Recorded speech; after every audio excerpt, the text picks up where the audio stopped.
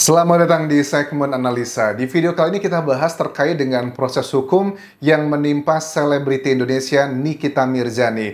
Ini sepertinya sebulanan terakhir ya setelah Lebaran, kayaknya media sosial Indonesia sebagian orang menganggapnya sepi gitu, nggak rame gitu, karena nggak ada sosok Nikita Mirzani. Kita ketahui bahwa Nikita Mirzani dan juga asistennya Ismail ya, Mail ya namanya ya, itu kan sedang ditahan dengan dugaan adalah tentang pasal pemerasan.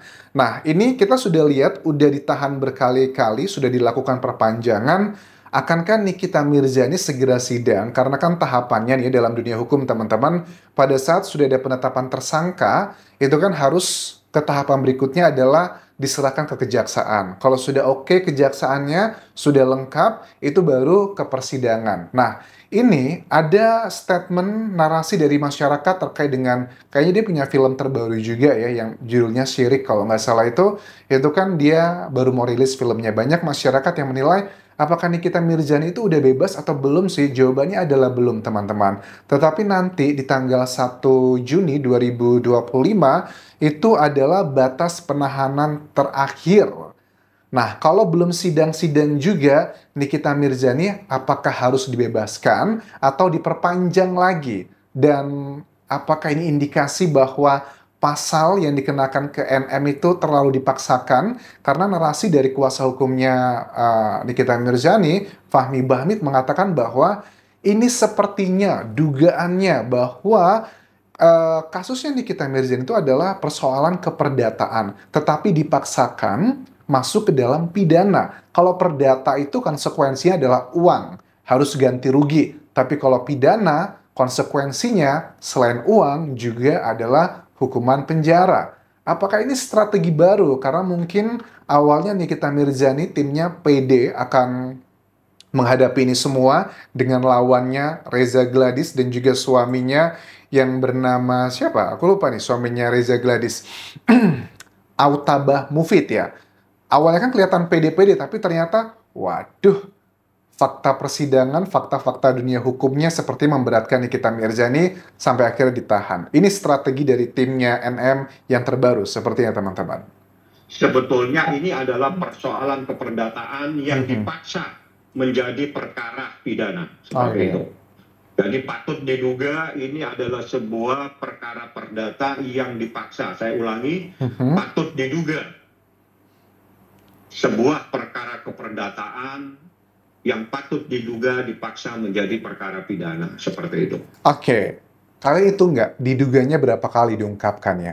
Sebenarnya sekali aja cukup ya. Memang secara hukum kita harus ngomongnya adalah dugaan. Selama belum ada putusan dari hakim, jatuhnya adalah dugaan. Tetapi dengan beberapa kali diulang ini, sepertinya timnya dari Nikita Mirzani sangat berhati-hati untuk case ini yang sepertinya tidak sesuai dengan prediksi mereka.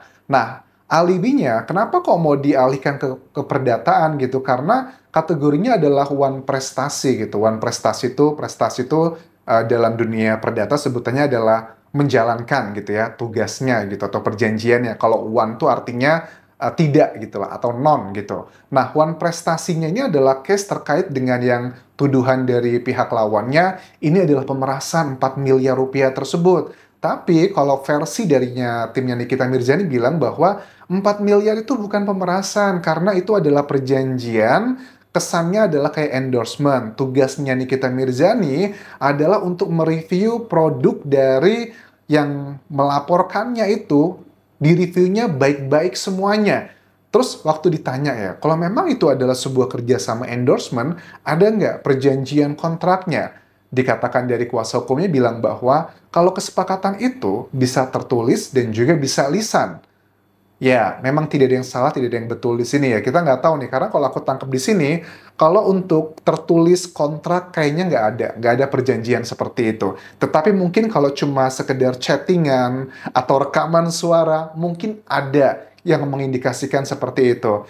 Secara pribadi, ini tidak meringankan Nikita Mirzani, teman-teman. Karena apa? Jangankan yang nilai kontrak 4 miliar. Misalnya nih ya, aku kerja sama orang, paling cuma 10 juta, 20 juta. Itu aja aku tanda tangan kontraknya banyak banget. Apalagi ini miliaran, tapi nggak ada kontrak kayaknya aneh. Bahkan juga kalau kalian beli rumah gitu, harga 1 miliar, 2 miliar dengan developer, itu aja kita harus ke notaris, harus tanda tangan di hadapan notaris, ada materai, ada bukti-bukti. Makanya hal ini sebenarnya secara kualitatif, suka tidak suka, cukup memberatkan Nikita Mirzani. Makanya dia strateginya adalah ngerubahnya. Dia kayaknya agak sulit untuk bebas dari dugaan pemerasan tersebut, tetapi dia masih punya potensi peluang untuk dirubah ke perdataan. Jadi kayaknya Nikita Mirzani kalau untuk mengembalikan uang yang katanya 2 miliar atau 4 miliar, kayaknya 2 miliar atau 4 miliar yang sudah diberikan, dugaannya angka tersebut, dia nggak keberatan. Aku tangkap dari strateginya kuasa hukumnya NM ini. Tapi dia memang nggak bisa dipungkiri sulit untuk bebas kalau dari pasal yang diadukan tersebut. Nah, strategi yang dilakukan juga, dia melakukan kayak mulai perlawanan. Perlawanannya sudah lama. Dia kan sudah melaporkan terkait dengan rekaman ilegal yang dijadikan barang bukti dalam laporan. Karena rekaman tersebut yang suaranya dugaannya adalah kayak mirip Nikita Mirzani, Mail, terus juga Reza Gladys dan juga suaminya Altoba Mufid. Itu kan dugaan suara mereka. Katanya ini juga sudah dilaporkan dan laporannya ini sedang dalam proses di penyidikan Polda Metro Jaya. Tapi sampai sekarang kok belum ada respon atau bahkan penetapan tersangka. Kuasa hukum dari timnya Reza Gladys dan juga Altoba Mufid bilang bahwa kalaupun seandainya rekaman tersebut dikatakan adalah ilegal gitu barang buktinya, tidak bisa dijadikan sebagai barang bukti, nggak usah khawatir kok katanya. Kami itu punya banyak barang bukti atau alat bukti lainnya. Karena dalam dunia hukum ada 5 jenis alat bukti. Ada keterangan saksi, keterangan ahli, keterangan terdakwa, petunjuk, dan juga surat. Dan cuma dibutuhkan 2 alat bukti untuk menetapkan seseorang sebagai tersangka. Kami masih punya yang lain-lain begitu. Cuman yang dimaksudkan sama Fahmi Bahmid ini bukan tentang barang buktinya, tetapi adalah proses pengambilannya. Katanya ini ada unsur pidana karena direkam dan juga disebarkan tanpa izin Nikita Mirzani. Oke, ini juga aku nggak tahu nih kalau dalam dunia hukum nih yang anak-anak hukum atau pengadilan atau siapapun, kalau sebuah tindak pidana kemudian kita rekam, apakah itu kena pasal juga? Karena setahu aku biasanya sih teman-teman ya, ini juga kualitatif ya, tergantung konteksnya seperti apa. Kalau memang itu perbuatan jahat, misalnya ini kan tergantung deliknya, delik aduan atau bukan. Misalnya kita melihat kejahatan di jalan raya, kita rekam menjadi barang bukti untuk kepolisian. Justru itu bukan yang ngebantu. Tapi dengan konteks ini, tentang perdata atau pidana juga yang masih abu-abu menurut timnya Nikita Mirzani, ya ini masih serba salah. Nah, kemudian terkait dengan 1 Juni 2025 nanti, yang merupakan batas akhir penahanan dari Nikita Mirzani, akankah dia dibebaskan? Jawabannya adalah belum, teman-teman. Karena menurut Kepala Seksi Penerangan Hukum Kejati DKI Jakarta, Syahroni Hasibuan, bahwa memang betul penahanan tuh maksimal katanya kalau nggak 90 atau berapa ratus hari gitu kan ya. Tapi kalau untuk 1 Juni nanti, jaksa itu masih punya kewenangan 30 hari lagi berikutnya kalau memang berkasnya belum lengkap. Nah, menurut Syahron Hasibuan, berkas Nikita Mirzani itu baru masuk tanggal 5 Mei 2025. Oh my God, 10 hari yang lalu baru masuk. Padahal sudah dilakukan penahanan tuh sejak kapan ya? Lebaran ya? Udah berapa bulan gitu. Jadi aku tangkap sih kayaknya alat buktinya itu masih kurang kuat nih dari penyidik ke kejaksaan. Karena kejaksaan aja baru nerima, baru proses administrasi, kalau kejaksaannya sudah mengatakan lengkap, baru bisa disidangkan. Jadi, apakah Nikita Mirzani bakal menang dalam persidangan? Oke. Karena baru berkasnya tanggal 5 Mei, buat kita proses administrasi JPU-nya. Oke. Itu katanya prosesnya baru masuk tanggal 5 gitu ya. Aku sih melihat bahwa potensi Nikita Mirzani dalam persidangan untuk menang tuh ada ya teman-teman. Cuman memang harus benar-benar teliti banget nih sama kuasa hukumnya.